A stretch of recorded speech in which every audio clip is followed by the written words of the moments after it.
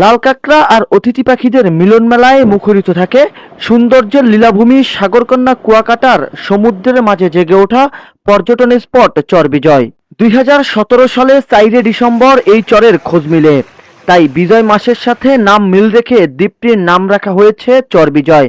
প্রায় 5,000 একরে এই চরে দিন দিন পর্যটক বাড়ছে। পটুয়াখালীর কুয়াকাটায় সমুদ্র সৈকত থেকে 40 কিলোমিটার দক্ষিণ পূর্ব কোণে বঙ্গোপসাগরের বুক চিরে জেগে ওঠা দ্বীপ চরবিজয়, যা দেশের পর্যটন খাতে নতুন সম্ভাবনার হাতছানি দিচ্ছে।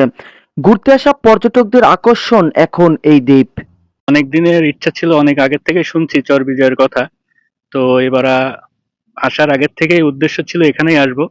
আস্তে আস্তে বোটে করে সমুদ্রের মাঝপথ দিয়ে আসতে অনেক ভালো লাগলো, অনেক ঢেউ, মাঝে মধ্যে ভয়ও করছে।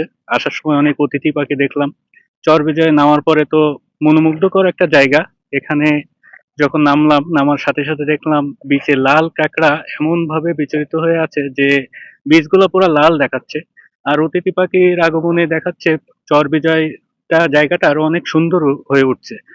আপনারা যারা কুয়াকাটায় বেড়াতে আসবেন অবশ্যই চরবিজয় আসবেন, না হলে আপনারা সেন্ট মার্টিনের চেয়ে কম কিছু এখানে দেখবেন না। চর বিজয়ের দৈর্ঘ্য 15 কিলোমিটার আর প্রস্থ 4 কিলোমিটার এলাকা জুড়েই জেগে উঠেছে দ্বীপটি। তবে দ্বীপটিতে এখনো কোনো জনবসতি গড়ে ওঠেনি, নেই কোনো গাছপালা। বর্ষার 6 মাস পানিতে ডুবে থাকে, আবার শীত মৌসুমে জেগে ওঠে দ্বীপটি। বালুকণার সাথে চোখ ধাঁধানো লাল কাঁকড়া আর অতিথি পাখিদের ছুটে চলা। চরটি ঘিরেই জেলেদের জীবন জীবিকা। একসময় এই স্থানটি জেলেদের কাছে হাইডের চর নামে পরিচিত হলেও বর্তমানে পর্যটন ব্যবসায়ীদের কাছে এটা বিজয় চর নামে পরিচিত। তবে পর্যটকরা এই দ্বীপটিকে সেন্ট মার্টিনের সাথে তুলনা করছেন।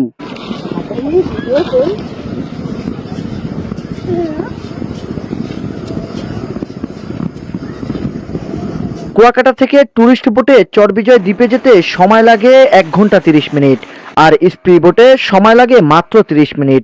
চরটি জেগে ওঠার পরে 2000 বিভিন্ন প্রজাতির গাছ লাগানো হয়েছিল, তবে বিভিন্ন দুর্যোগে গাছগুলো আর বেড়ে ওঠেনি।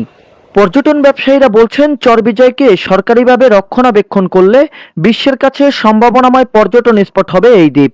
এতে দেশের অর্থনৈতিক অবদান রাখবে। আসিয়া থেকে একটা বড় একটা রাজস্ব গভর্নমেন্ট পাবে, এটা স্বাভাবিক। তা আমরা কুয়াকাটা এবং কুয়াকাটার সমুদ্র সৈকত পাশাপাশি চর বিজয় একটা আলাদা দ্বীপ, আলাদা আলাদা চর এবং একটা প্রকৃতির আসল রূপ, সবকিছু মিলিয়ে ওইটা নিয়ে যদি গভর্নমেন্ট পরিকল্পনা করে আমাদের বিশ্বের একটা ভালো কিছু রেজাল্ট আসবে এবং অনেক রাজস্ব আসবে।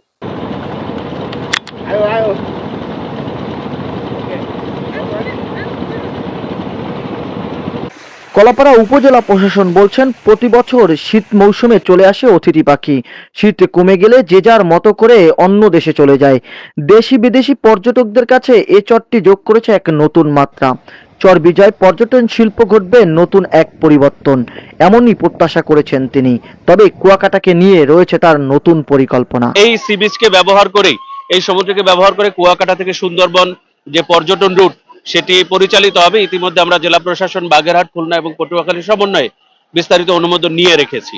আমাদের সি বিচের পার থেকে ইতিমধ্যে একটি মেরিন ড্রাইভ রাস্তা এবং সেটিকে আলোকসজ্জার কাজ চলমান আছে। এটিও হয়তো মাসখানেকের ভিতরে আমরা সম্পন্ন করতে পারবো। পৌরসভার সাথে যোগাযোগ অব্যাহত আছে। এটি করলে কুয়াকাটার সৌন্দর্য আরো কয়েক গুণে বৃদ্ধি পাবে।